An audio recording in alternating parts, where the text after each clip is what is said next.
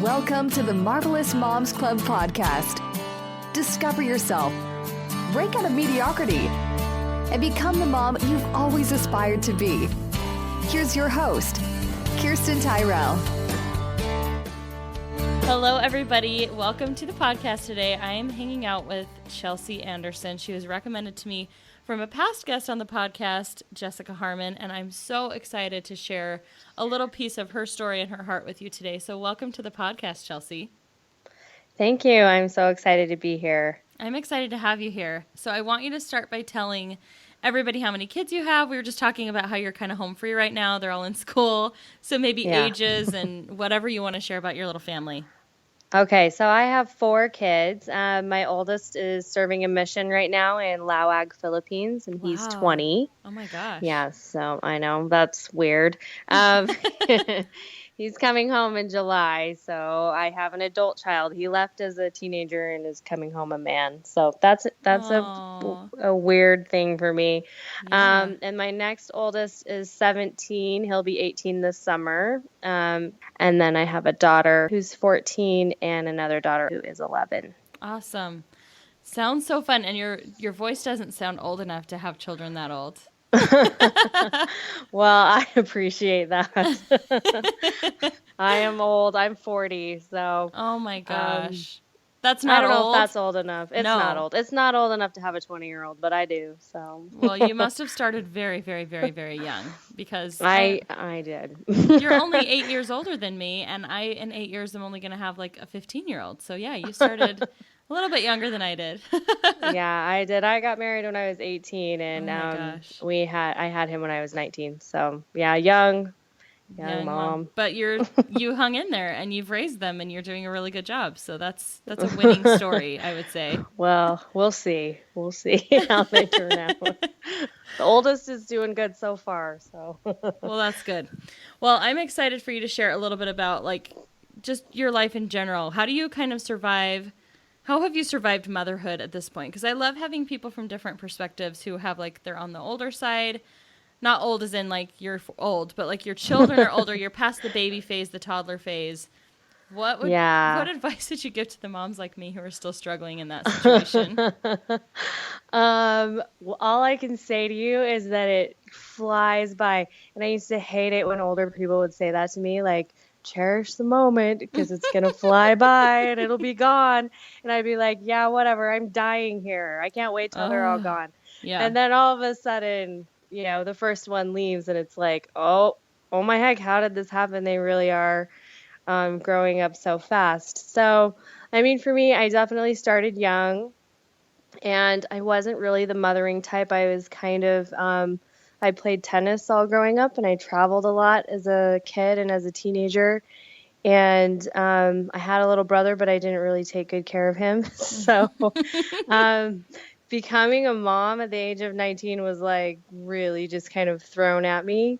But I just kind of did it. I guess the mothering instincts kicked in and just kind of did my best. Luckily, I married a really just kind of loving and nurturing and caring guy, and he's helped me a lot. But man, raising little kids is kind of a blur. I hate to say that.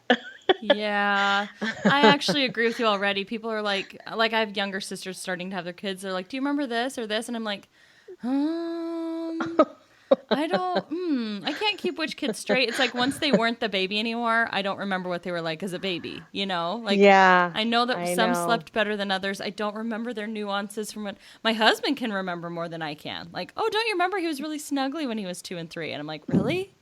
I don't remember that. And then thank goodness we've like been in this generation of taking way too many pictures and videos, so I can go back and remember. But yeah, the pictures are helpful. I kind of came from my older kids came from the early scrapbook days when you glued everything down and cut out die cuts and all that kind of stuff. So yeah. I made a nice baby book for my first, for the first few years of his life, and then I just quit. So I have pictures somewhere. I'm sure I could go find them and try to stroll down memory lane. But as far as just being a mom, I worked a lot from home, and so I was home, and I always wanted to stay home with my kids. Yeah. And that was important to me. But as you know, when you work from home, you never stop working. No, So you it's don't. it's not necessarily what everybody I think thinks it is or what it's cut out to be. So, I worked all the time, Yeah. and would stop to feed them and, put Band-Aids on their knees and that kind of thing. But Yeah. that's just the reality of it. I know. Yep. You're talking about my reality right now, and it's fine. It's awesome. I'm getting through it. But and that's kind of why I started the podcast, is I was kind of sick of being in survival mode, and I really did want to like have more awareness of myself and just connect with other women and have them share like their experiences with me, kind of like you are right now. And like, I don't know, there's something so powerful that happens when we come together. And as much as we don't want to hear it's going to go by so fast, like it's good to be reminded that it's going to go by fast and it's going to be a blur and we will sleep again someday, right? Yes. Oh, yes. I take naps like a toddler. 3 o'clock, I'm down. A nap sounds amazing right now. Maybe we'll do that after this. Yeah, let's do. I probably will. So tell me a little bit about your background. Like, you work from home a little bit here and there. What have you done in the past and what are you doing right now? So I work from home. I started working from home kind of right out of the gate. Well, I taught tennis at first when my boys were younger, but then when I had my daughter, I started sewing. And I don't know, you might not have been old enough or been aware of the boutique eBay sewing community. It was kind of crazy where we would make clothes for our little girls and we would dress them up in them. And then you would sell the outfit On eBay? On eBay. Yeah, it was a fast-paced, crazy world. And you could sell an outfit for anywhere from, $75 to $300. Oh my depending gosh. on. Yeah, it was nuts. And people would dress their kids in. A lot of it was kind of Matilda Jane started out that way. Okay. Matilda Jane. Yeah. There was like the cuter side of it and then the pageanty side of it, and usually those outfits would go for huge, but I kind of fell on the lower end there and had a little bit more of a simple style. So I would just sell clothes, design something and put it on my daughter and sell it, and I made about 25 cents an hour when I figured it all.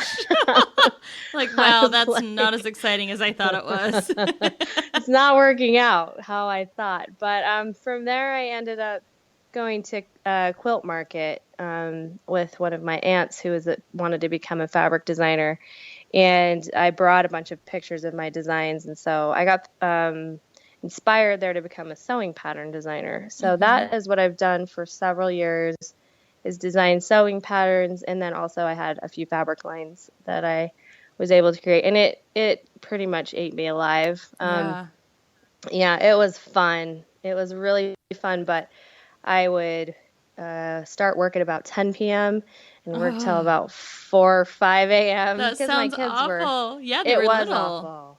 Well, and I was younger, and so I could handle it, they was just never sleeping, and I thought I was invincible and could just do it. Like, I don't need to sleep. I can make it on 2 hours. I'm a Twilight vampire. I don't need sleep. Yes, I was. I thought I was. I loved that series. I thought that's what I was, and so I just kind of worked through their childhood, and maybe that's why it was a blur for me. I mean, I was awake and taking care of them, but I don't know how fully aware I was of them. Right. Yeah. They all lived. They all are alive. Oh, that's good. I'm glad that you made it out on top. That's awesome. So now I know that you're doing more of like the spiritual writing, and you probably saw it pop up. I just realized I hadn't followed your Instagram feed, and I just followed it as you were talking. That's okay. And I love it. I love how beautiful and bright and inspiring it is. So tell me a little bit about that and like kind of what took you in that direction. Because I know you're LDS, same as me. And I think no matter what your religion, there's definitely a need for spiritual grounding in your life, and just like a time when you really rely on your faith more than you ever thought that you would need to. It's just it's no longer just kind of there. It becomes so much of who you are. So feel free to share as much or little with that as you want. Okay, well, I'm a sharer, and when you get on my Instagram, if you look around, you're gonna see I don't really hold back. So I love that. I'm very real. So, and I like to be real because I don't think it's helpful to anyone to, paint a picture that isn't true. So, Yeah. for me, what changed me, and actually I wasn't a very spiritual person growing up. I grew up in a home with my mom and dad were active, but my dad was more on the scientific side, Mm-hmm. is a good way to put it.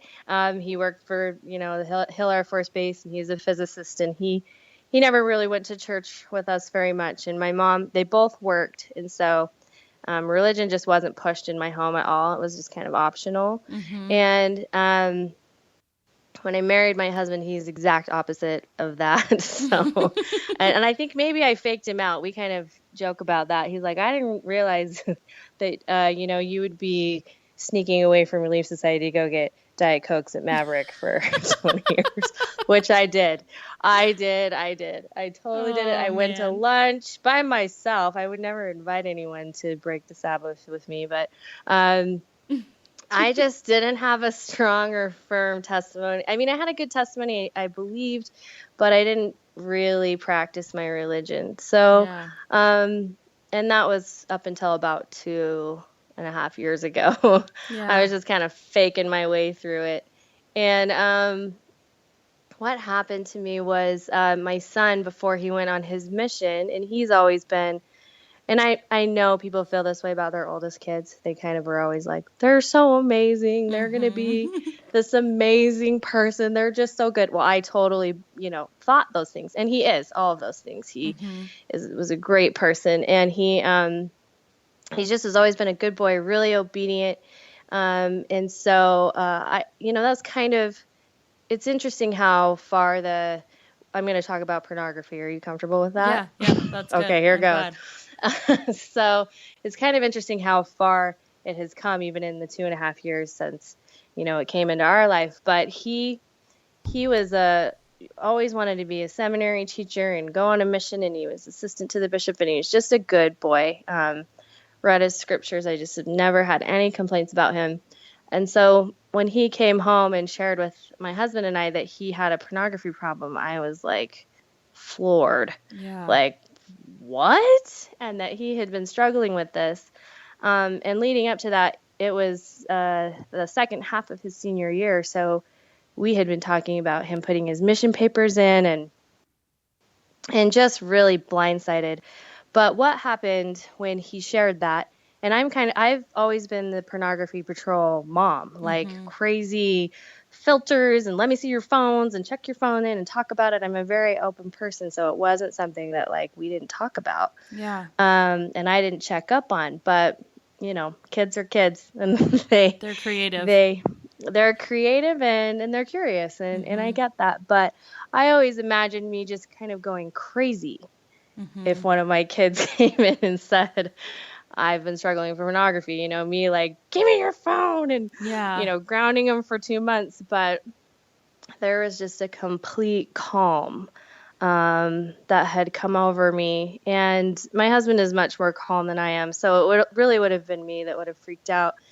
And I just didn't. And in that moment, I was just looking at my son and listening to him, share that he was struggling with this, and he's very independent. And so in the moment when he was like, I've tried so hard to just combat this on my own, and I just can't anymore. I just need you. I need your help. And so for him to say that, really what happened is I just saw him it's going to sound a little cheesy, but I just saw him as a child of God, not even as my son that I wanted to punish or hurt, but someone that God loved. And it was a gift, probably from my son, and our bishop probably said a good prayer before he came home.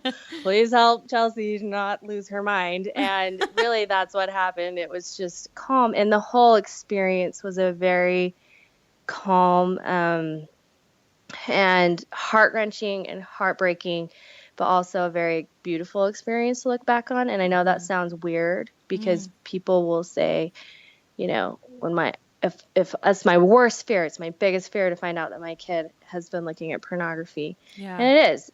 is awful. Right. And just the thought of the things that he's seen, but to watch his transformation. Well, at first to see his change when he admitted it. That was a different person than I had known. It was kind of a broken person and someone that had been struggling with someone and someone that I loved. And so to see him go through that and kind of go through the I guess the admitting it process was painful for all of us. But that night he gave me his phone and he said, I don't want it, take it. Whatever you want to do, like, I need your help. And so just the fact that he was asking that was a really big thing. But I took his phone and I went into my bathroom and started checking it and looking at it and trying to figure out what was he looking at? Like, how did he get past all of this and find these things? And I came across some of the sites, not that I could look at them, but I was able to see the link that he clicked on. And so just the titles, I can't even imagine. I saw the titles of the sites he'd been looking at and it just kind of broke, just kind of ripped my heart out. And I didn't get mad at him. I was more mad at myself. I felt disappointed for sure, but I was more mad at myself. And it's almost like, when people say they're about to die and their life flashed before their eyes. Well, I kind of had that experience where my choices in my life and the mothering and things that I had done flashed before my eyes. And I know this is wrong, but I took a lot of the blame on myself. And going back to working from home and staying up really late and working and not being very present during the day, I could see a lot of the things that I had done that had maybe set the example and led him to do the same thing. And one of those things was at night when I would sew, I like to watch TV shows. And the CW happened to be my favorite, which I know is for kids. It shouldn't be for kids, but I was watching a lot of just TV shows that were not good, inappropriate. And I would have to close my door and lock it. And, my kids would knock on the door and I'd be like, oh, or if they'd happen to open the door, I'd be like, oh my gosh, and close the door. You can't see this, what I'm watching. A lot of it was like Vampire Diaries and just dumb, kind of dumb stuff like that. But I did that for years. And it began to seep into my daytime where I would sew in the day and I was watching shows during the day and going in my room and locking a door and watching things that might not seem that bad, but that was the example I was setting for my kids, that it's okay to go in your room and shut the door and watch it by yourself, and to tell them throughout their life, like, well, what, if they would ask questions, why can you watch it and why can't I? Well, because I'm an adult and you're a kid. And so whether I knew it or not, I was setting that example for my son. And I hit a real low, I'm sure, real low point coming to the realization of the type of parent I thought I was. Like, I thought I was being a good mom, but the example I was setting and things I was doing. So, and I wanted to go through the atonement process with my son. I felt as equally as guilty and as equally as heavy, I think, as he did, realizing, my own choices. And so I didn't tell him this, but I wanted to do it with him and support him. And so everything I asked him to do, I did for myself as well. We just cleaned everything up. No more computer, no more looking on the internet. And we just, we cleaned up our movies and we cleaned up our music, and anything that he was trying to do to invite the spirit back into his life, I did with him. And then my husband and my other 3 kids jumped on board, to help their brother. And so You guys were pretty He open was, about it then as a family. Like everybody kind of knew oh what yeah, was going on. yeah, Did yeah, you decide super to do open. that just to so that the younger ones could see and they could be exposed to it and understand kind of like how you wanted to go through it with him, or was it like collateral damage, like you couldn't really not talk about it? It was really my youngest that Mm-hmm. we kind of had to decide, and we, filtered a little bit what we told her. Yeah. But yeah, I think I just took it as an opportunity to be like, all right, I mean, this has happened, this has come into our home, and I'm not going to try to pretend it didn't, and I'm not going to try to pretend that it doesn't exist, and I'm not going to try to tell my kids, try to explain it to them what it is, but then be like, just don't ever look at it, because that's what I did Yeah. with Yeah, that's my what we all others. do. That's what we all do. And so it's not, I didn't show them pornography, but we talked about movies we had seen or TV shows and all the different variations of pornography. It can start really early and really innocently, and it turns into, a full-blown pornography addiction, so we just talked about it really openly. And I don't know why my kids were so good about it. Everybody handed over their iPhones, and everybody had one but the youngest. She didn't have one, but they just handed them over, and we got flip phones. And Wow. and that made a huge difference as far as my son's recovery, because he just didn't have, his whole addiction was on his iPhone. So it wasn't on a computer. So just removing that really, really was a big thing. But probably the most amazing thing was just to watch his spirit after the withdrawal phase from not even necessarily the pornography, because he'd been working with his bishop for months and had done really well. But he had a major withdrawal from just smartphone, just no connection to friends and internet and information. And so, Yes.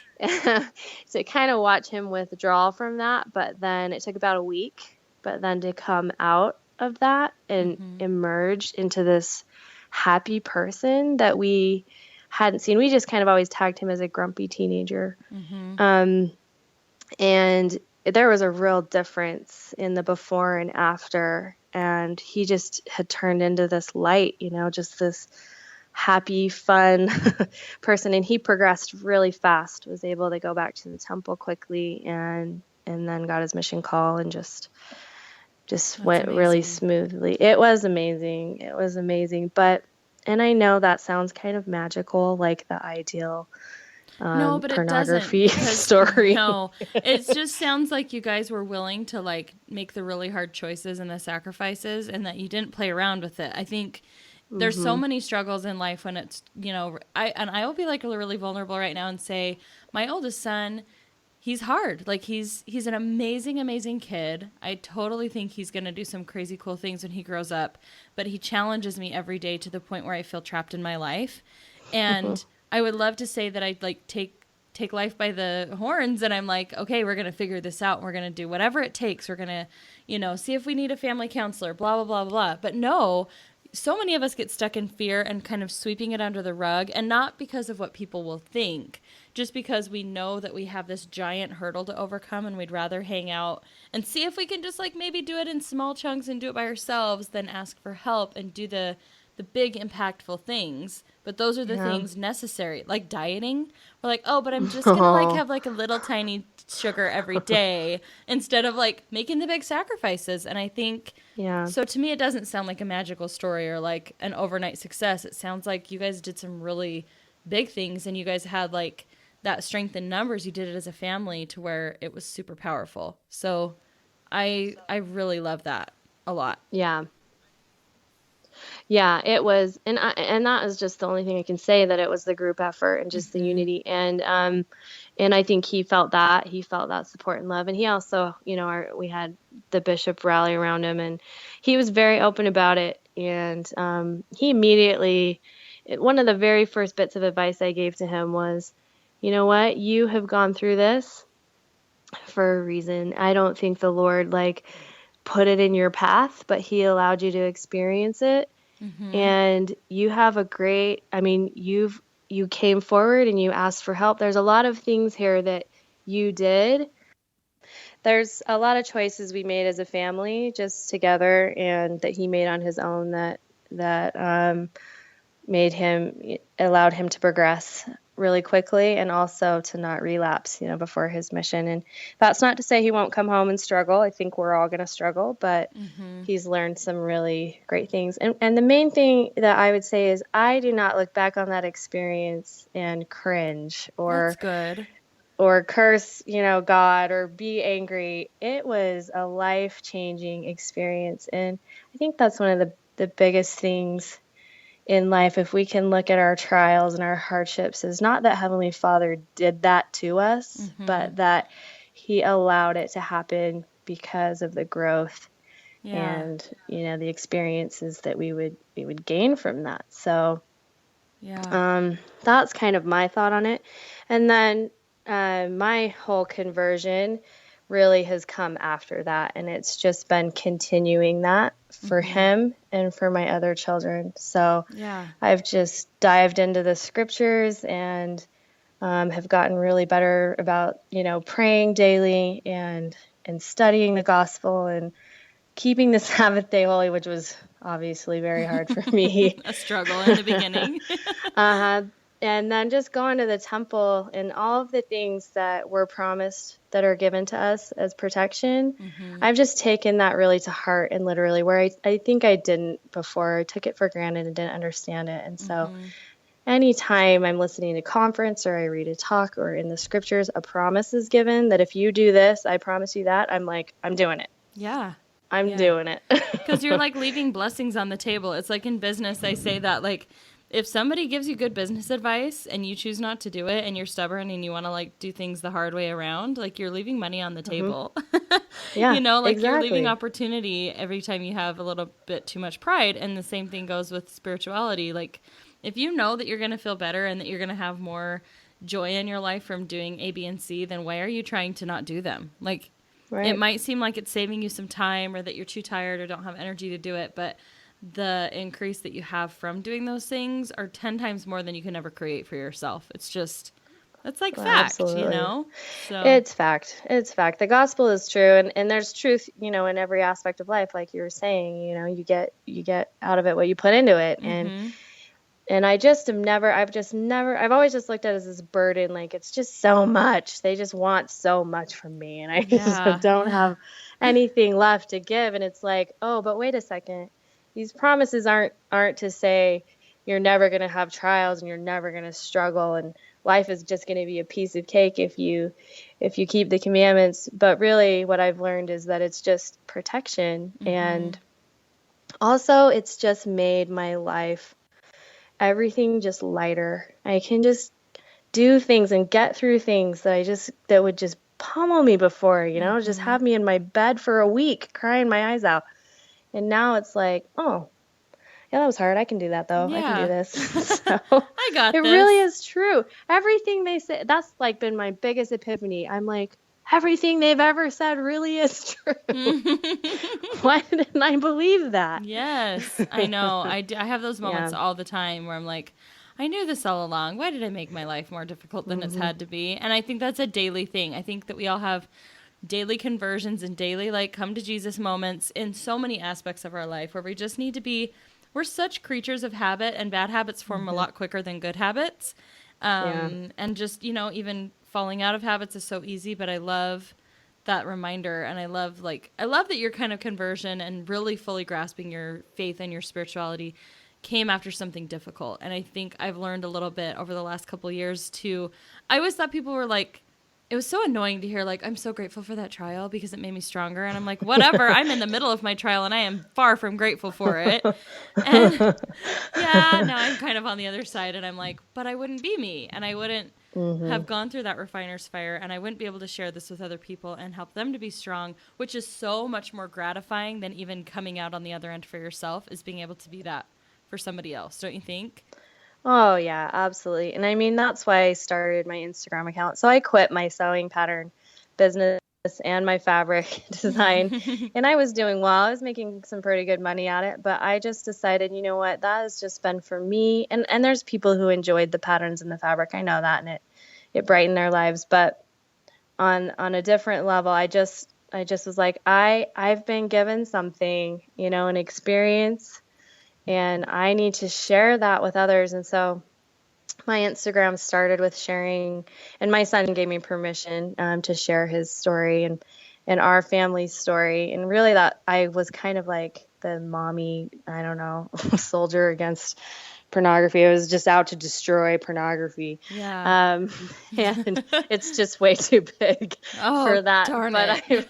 It's just too big. It's just a monster. But I've just decided there's a lot of good stuff going on to help people struggling with pornography. And I think I felt inspired to start sharing my story from childhood, from childhood on, and now I've gotten to the point where I've shared most of my past. And so now I'm just kind of sharing what's current, what I'm going. Well, right. What's current, what's happening today or yesterday. Yeah. And it feels good. It feels right. And it gives me purpose, and it feels like, what I'm supposed to be doing. So I am grateful for the trials, but never in them, No. after them. Yes. And then you're like, but it's fine. You don't have to send more. I'm good. No, yeah. But he doesn't work that way, unfortunately. He's like, you got through that. Now you can get through this. Yes. But, it's been great to share and to have feedback from people who are, going through stuff and who can relate and who are finding comfort and peace in my own experiences. So yeah. Well, I'm really grateful that you share that. Tell everybody right now what your Instagram handle is so they can go follow. It is Rock and Lily. Love that. That's just kind of my motto, is to get that foundation, build upon the Savior and learning about him and studying him and becoming, very familiar with him and getting that firm foundation, and even in the gospel and everything. But then also to consider the lilies is just to just take, don't worry about it so much. Don't kill yourself trying to fix things or trying to live the gospel to the T. Just do your best and take it one day at a time, and let God work in your life. In how he sees fit. And it can be a hard and grueling experience. It can also be really just life is a beautiful thing. Even in the most horrific trials, there's beauty. So. Oh my gosh. I love that so much. And I'm so grateful that you've shared this. It's really I literally feel warmth and peace in my heart, because it is like one of a mother's greatest fears would be to lose them altogether. But it's something I am so afraid of every single day, because my children are still young, but I see how easy it is, and I see how interested they already are when they see certain things, and it's just so much a part of who we are. And I love that we're in this new generational, I don't know, cultural thing where we're understanding, instead of approaching it in a shameful way or a guilty way, of just, something a little bit more. How can I address that curiosity? How can I validate that their bodies are working properly to be curious about things and be drawn to certain things, while also giving them these patterns of self-control and teaching them to, view things in the proper way. So I'm really grateful for people like you who are putting that out there on Instagram. And I mean, everybody seriously go check out her feed who's listening, because it will uplift you. It'll make you feel so much peace. And I think if you get caught up in the worry and the fear of anything that could happen, and you focus on God and the Savior and how they can help you overcome even those hardest, deepest, darkest times, I think your feed is a perfect representation of that. And it gives us a little more comfort to know we're going to be okay. So thank you. Thank you so much. No, thank you. I really appreciate you coming on and sharing this in maybe a different format. I don't know if you've done it on a podcast before, but there's definitely going to be at least a few hundred women who are going to benefit from this story. I never have. Make me sound normal and not crazy. You sound completely normal. Absolutely. I really appreciate it. And I'm going to ask you the final question that I ask everybody to close this out. Okay. I think you've answered it for the last half an hour, but what makes you a marvelous mom? What makes me a marvelous mom? Oh man, these kind of questions are hard. I just think that, yeah, definitely the savior and just in life, just going through the hard times and the good times. And I think it's okay that I've struggled with my spirituality. I think it's okay that I struggled with my religion. I actually am glad because it gave me the perspective from both sides, and I'm glad that I've had trials, and I'm glad that I haven't always been a good mom. Like, I'm not really glad about that, but I can look back on that and be like, I can do better. Okay, this is where I went wrong. And I think it's just been my mistakes and my trials and my stubbornness and then, just really being brought to my knees in a really hard trial and to come to know the Savior and to have to just be like, I don't know what to do with this. I don't know how to do this. I need to save my children. You have to help me. I can't do this. And so that total reliance on him, I think, has helped me become a more marvelous mom. I'm a work in progress, though. Oh, we all are. Thank goodness. None of us are perfect, so we really shouldn't be judging each other. We've talked a lot about that in the last few interviews I've done. So I really love your answer. I think you are a totally marvelous mom, and I'm so glad that I know you now. Appreciate you, Chelsea. Thank you so much for hanging out. And everybody else listening, have a marvelous day, and we will see you on the next episode. As a busy mom who's also running multiple businesses, it's kind of hard for me sometimes to get healthy dinner on the table that my kids will actually eat, which is why I'm obsessed with HelloFresh. HelloFresh is going to help you get inspired again and again, be unstoppable, and eat deliciously with your family. They shop, plan, and deliver your food to your door. They give you step-by-step recipes and ingredients so you can just relax and enjoy all there is to love about cooking. And of course, eating. I know you'll love it as much as I do, so I'm offering you an amazing code. I'm not an affiliate, but this is just the best way to get it for the best price. Use code KIRTYRR to get $40 off your first HelloFresh box. This is an amazing, amazing deal, and I promise you will thank me later when you taste the food for the first time. So again, go check it out, HelloFresh.com, and use activation code KIRTYRR to get started today.